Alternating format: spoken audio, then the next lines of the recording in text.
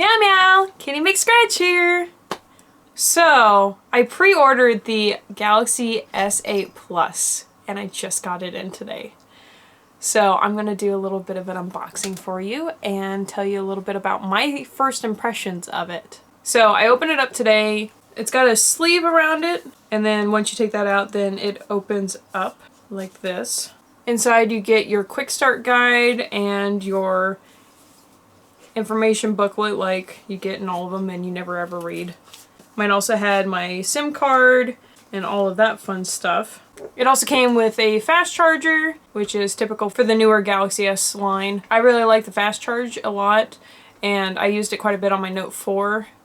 So I'm glad that they have kept including it. It's nice that like it charges so fast compared to like the normal ones. It sucks that like you have to have a special charger just to use that, but I mean, that's fine. It's not that hard to keep track of them usually. And I do know that they do have ones that are made for, you know, for the car as well. It also came with two USB connector adapters. So this one has USB to USB-C. So you can be able to use it with your computer or different stuff like that. And then it's also got one that's micro USB to USB-C as well. So technically you can use it with your older chargers. But I've heard that it doesn't work as well as just using the USB-C. But I'd have to do a little bit more research on that. It also comes with some Samsung headphones. AKG ones. And they're actually like a braided cable, which is really nice. And it's obviously got the remote controller on the cord for stop, play, up and down, volume and stuff. So that's pretty cool. So here's a little bit of video footage of me booting up the Samsung phone. I'm gonna kind of fast forward through some of this and cut through some of this. It was really easy to set up, not that I'm surprised at all. I've used a lot of, the last several phones I've gotten have been Samsung ones, so it was pretty typical for what you'd expect for a Samsung phone.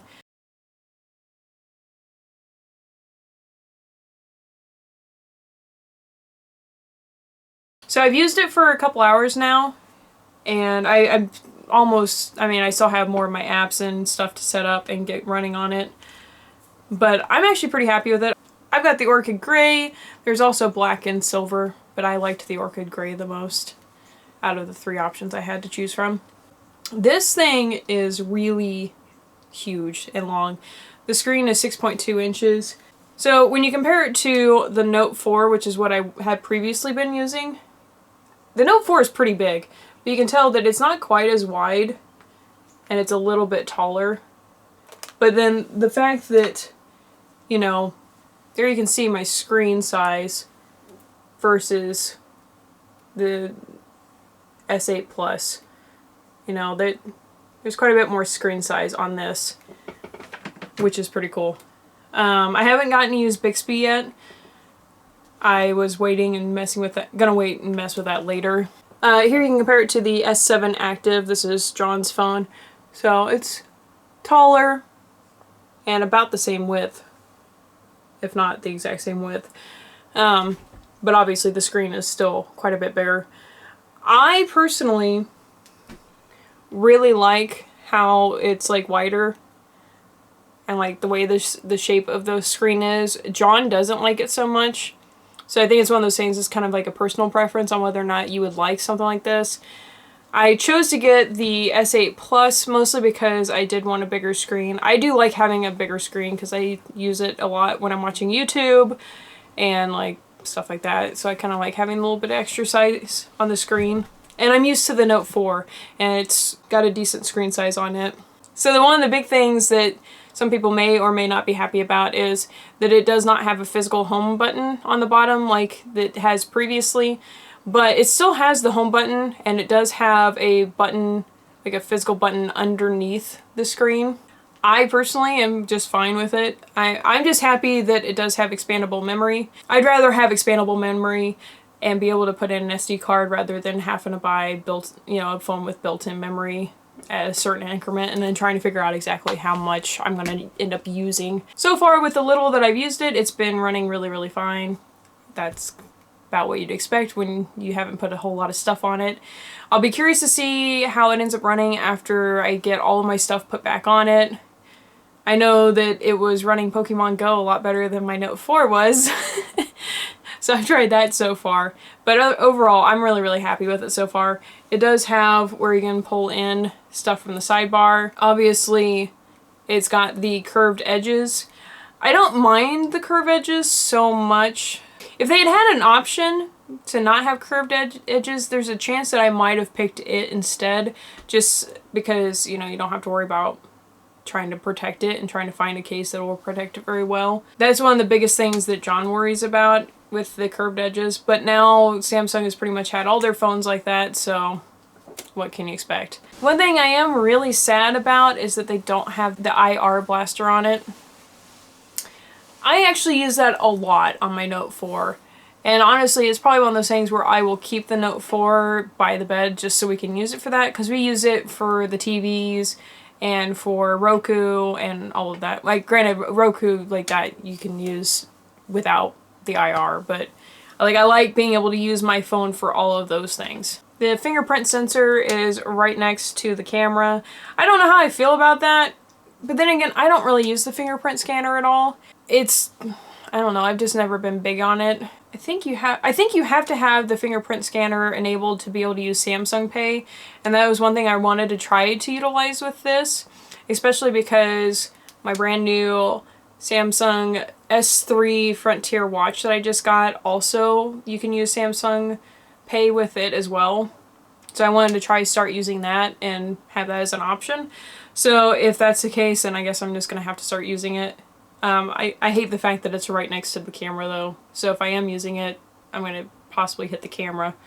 I think the screen looks gorgeous on this. I do like the fact that it wraps, you know, to edge on this side, and then it's very almost all the way to the edges on the top and bottom. It looks really nice. I haven't watched any videos on it on this phone yet, but I have a feeling that it's probably going to look pretty awesome on this. I'm looking forward to trying out all the stuff on it and really giving it a go, so that way I can kind of give a full review on what my thoughts are on this. I have a feeling I'll probably be pretty happy with it though. I really do like Samsung's products quite a bit myself, and I used to not be really super particular about any particular brand, but like I said, the last several phones that I've gotten have been Samsung ones, and I plan on just continuing to go with them as long as I can until they really change the design to a point where I don't like it. I wish that it had a removable battery because I enjoyed Carl.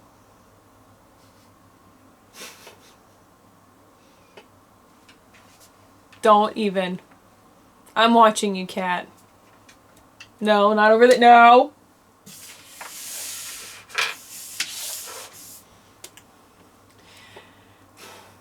I wish that it had a removable battery because that was one thing that I absolutely loved on the Note 4.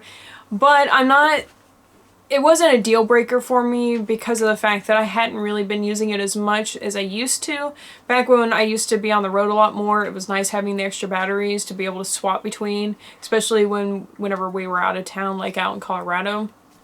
Now that I haven't been going out of town quite as much, it hasn't been as big of a deal to have the removable battery because I usually have a charger with me and can charge it at any time. The expandable storage, that would have been a deal breaker for me. That was the biggest reason I was holding off, because I was waiting until they had another phone that had expandable storage. I really wanted the Note 7 and obviously didn't get one, and probably a good thing now, but I don't really expect them to have problems with this one. If they did, I'm going to be really heartbroken.